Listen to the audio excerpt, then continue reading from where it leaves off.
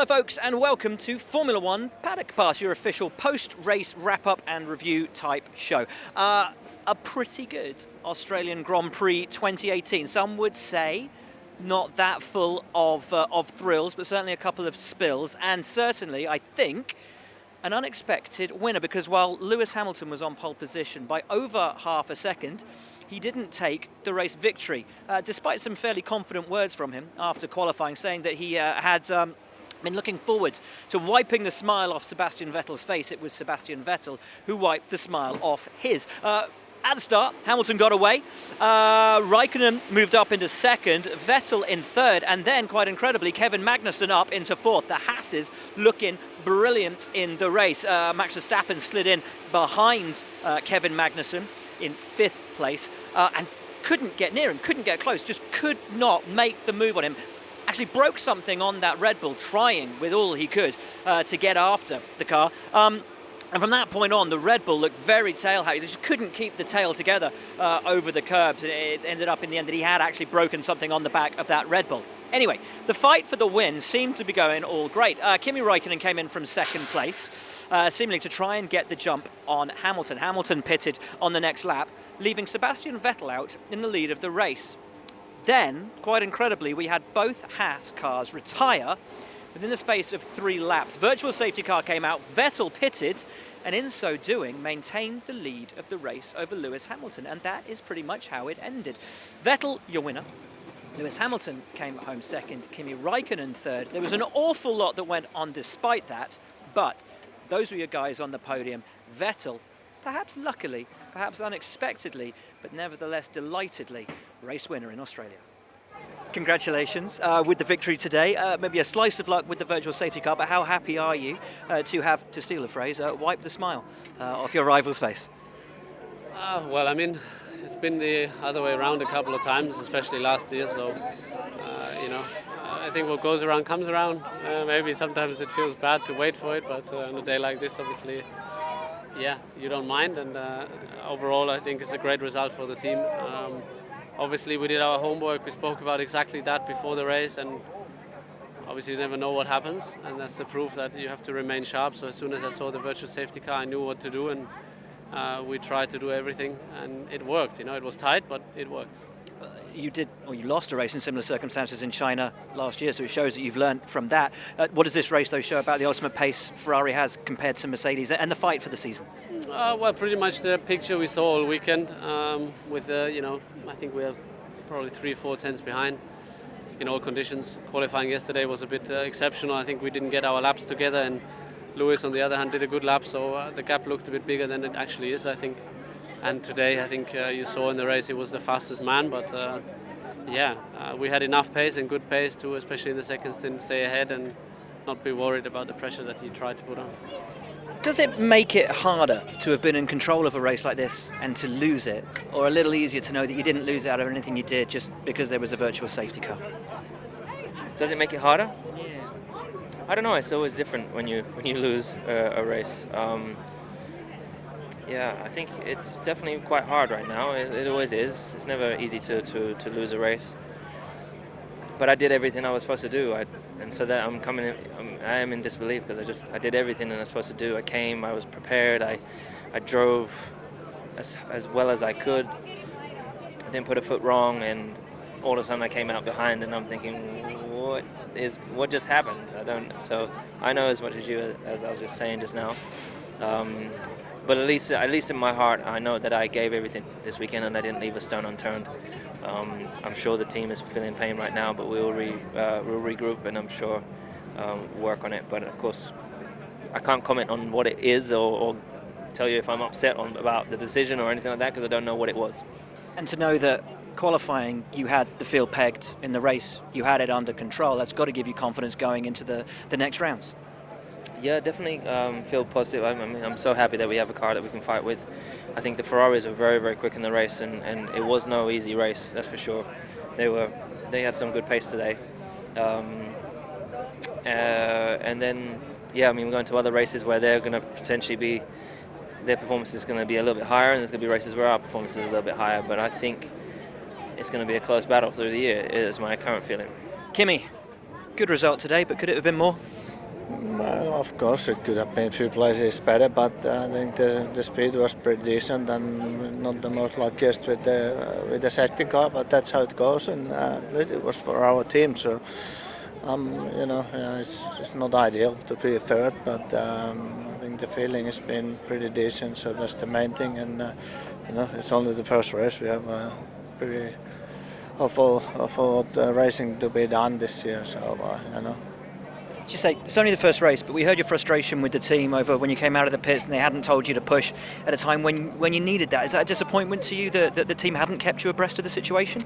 No, obviously we have had some changes, and it made absolute zero difference, but in certain situations it could make. So we just need to be sharp to inform, and maybe it was very obvious for them, and they would have told if I would have slowed down to go faster. So we were absolutely safe on that, but I'd rather know. So there's no, once it's too late, it's too late. So, but today made no difference whatsoever.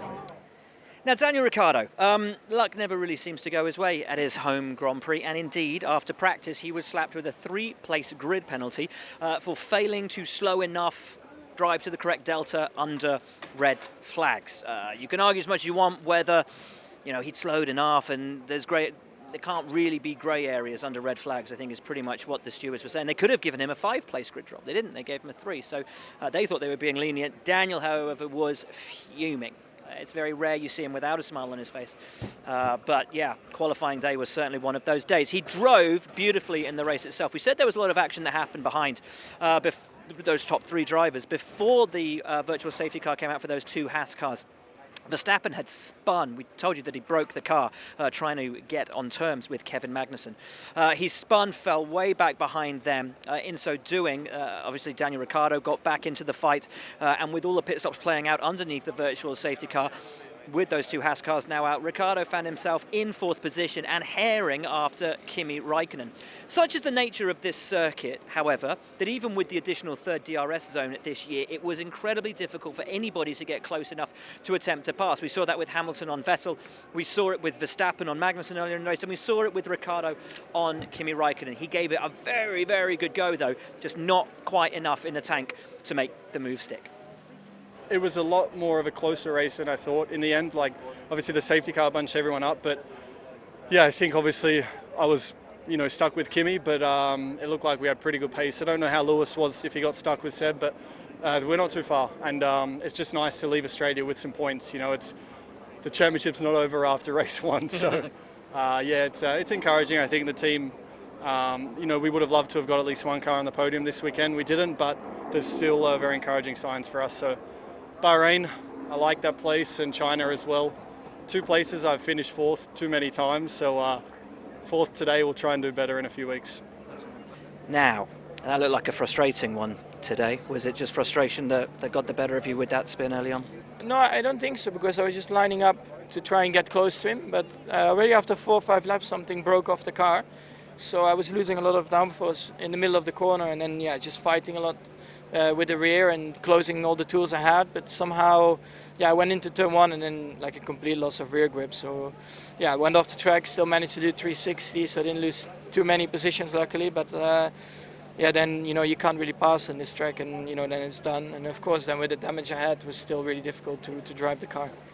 It fills us, I think, with some satisfaction, certainly, and no small amount of relief to be able to tell you that McLaren has started 2018 positively. Fernando Alonso in 5th place, Stoffel van Dorn in 9th place, both cars home in the points. And after the last 3 years, that represents not just points in an opening Grand Prix, but you have to say and you have to think a turnaround in fortunes that could set the foundation for what everybody, I think, in this pit lane, and certainly around the world, fans of motor racing, hope will be the resurgence and the rejuvenation of one of the great teams in Formula One history. Fernando Alonso has been so critical of his team, and of course the old engine suppliers.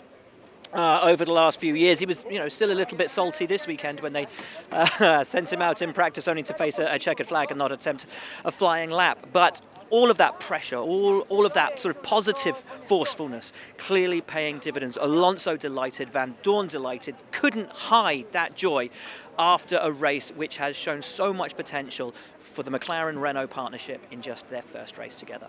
I think this, as I said on Thursday, probably is our lowest performance of the year. I think it's going to be better and better with the races. Obviously, today we got lucky with the two Haas retirement, and Carlos had a problem in turn 9, and then was the safety car, and we overtook Verstappen. So let's say that 4 or 5 races were just because the conditions were in our favor. But yeah, we did no mistakes. We capitalized on everything, and perfect job from the team. First race, first points of the season. This must feel like a different team. Yeah, it's a great result for the team to have both cars in the points here. The contrast to last year is quite big. I think there's a massive potential for the future. From my side, a little bit unlucky maybe with the virtual safety car. I think there was more in terms of result there, but I think for an opening race we can be very happy. It's always a tricky race to sort of weigh up how good everything's going to be for the rest of the season, but from what you felt in the car, how optimistic are you for the rest of this year? Yeah, I'm very optimistic. We know there's a lot coming from us this season. The partnership with Renault is still very new, and yeah, this was our first race, so we know that the next couple of races there is new parts coming on the car, and I really hope we can show that on track as well. Now, it was a very tough day for Carlos Sainz today. Scored a point in the race. Hello, Carlos. I know you weren't feeling great during the race today. Explain to us what happened.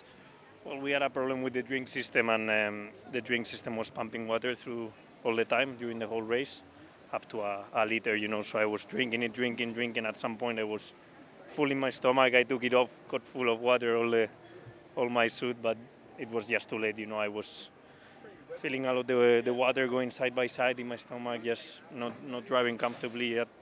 The safety car had a bit of a vomit. Not great, but anyway, we managed to make it to the end. And this is it. You got a point at the end of the race, despite that. So not a bad day, all in all. No, I know I was not at 100% during that race.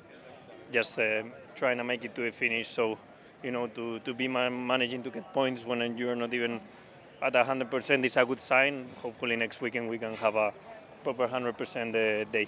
Thanks very much. Safe flight home. Thank you. Don't drink anything.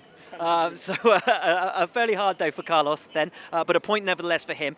More points for Renault with Nico Hulkenberg in P7. Safety car had kind of ruined their race a little bit. Nevertheless, Hulkenberg was able to hold off the Mercedes of Valtteri Bottas. So pretty good day for Renault, all things considered. Both cars home in the points.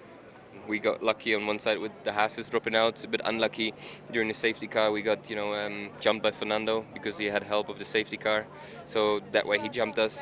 I think otherwise we would have definitely been ahead of him, and the pace of the car today was really good and competitive. So that's the good news, So mainly happy about the race, the points, and the positive start. What's the bad news then? The gap to the front, I suppose. I mean, these guys at the front, they're kind of flying, and we wanted to close the gap over winter.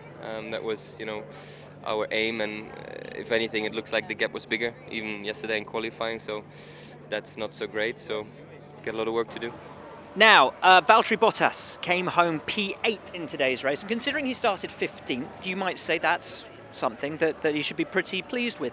And considering how hard everyone found it to overtake today, be that because of the 2018 cars, be that because this circuit is notoriously hard to pass on, even with that third DRS zone, it's a hard one to call, isn't it? Is 7 places a good result? Or given what we believe to be an advantage, a nominal advantage it may be, that Mercedes might have, certainly over those midfield cars, was it slightly less than he might have expected?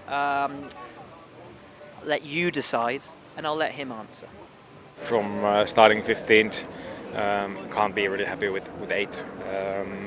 But yeah, it was kind of frustrating race because it felt like we have a good car, but we struggled also with some overheating issues. So as soon as I got close to someone, 1 or 2 laps, and we were overheating, and then I needed to back off. So I couldn't really put pressure on anyone enough to be higher than 8.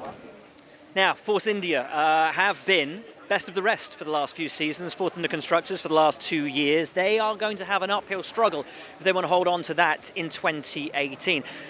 As we were saying in Paddock Pass on Thursday, cash flow can be a bit of a problem for the team over the winter, and so it has proved this winter. They arrived at testing with what was ostensibly yes, it was a 2018 car, but it was kind of a development of a 2017 car. So arriving here for practice, their car was almost entirely new floor, new side pods, brand new assembly at the rear. The front wing, however, remained exactly the same one that they had brought to the Singapore Grand Prix, I believe, back in 2017. So still a bit of a hodgepodge car. Drivers weren't happy with it. Qualifying wasn't great. Neither one of them came home in the points. Yeah, it's not going to be an easy 2018, certainly at the start for Force India. Towards the end, I was so close to Sainz. I think he had some issues. And just to stay there, every lap, I was so much on the limit, really giving it all, all we had. And yeah, unfortunately, it's what we could do today. I know you've got an old front wing on the car. Did you lack the bite at the front from that, or is it more the 2018 cars with so much extra downforce actually not allowing you close enough to fight? Probably. I mean, when you see Bottas couldn't overtake me on the first stint, we got really unlucky as well with the safety car. It didn't help us at all. Probably if I stayed out another lap, I would have got the safety car. But yeah, anyway, we were not so lucky today, not so fast. But I'm still happy with the performance and how the team behaved during a difficult weekend, and I'm sure we will come back.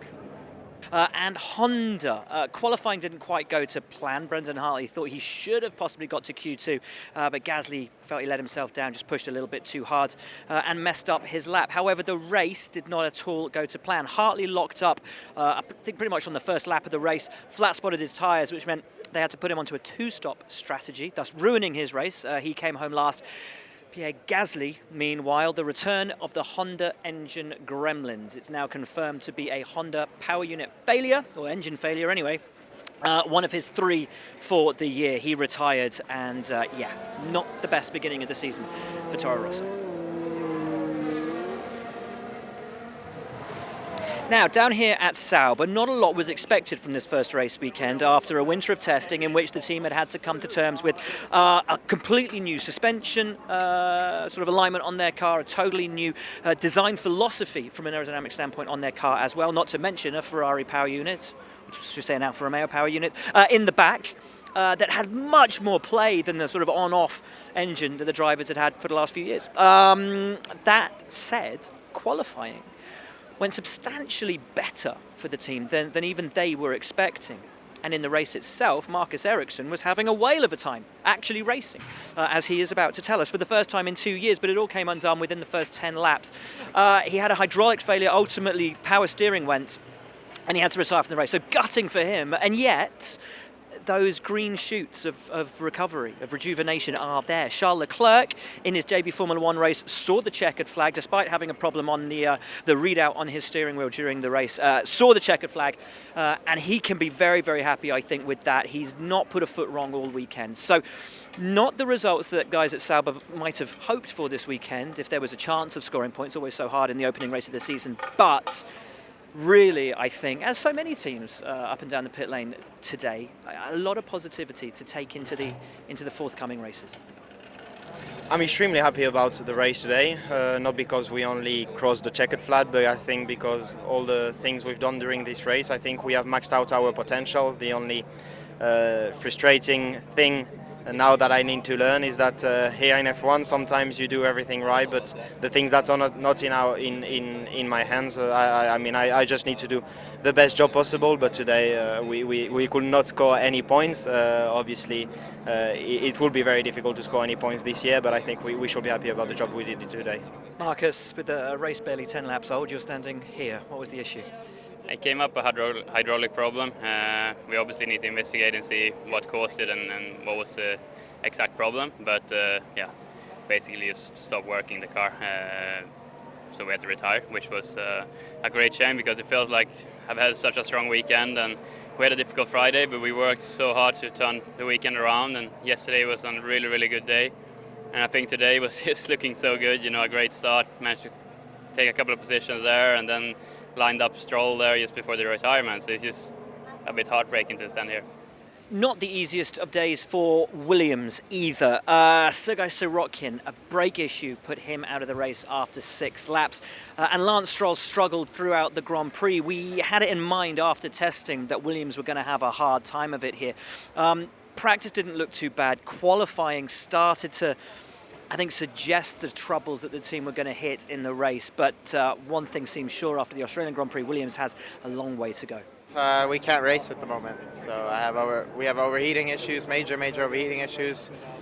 I have no mode on the engine because of the mistake the team made on Friday.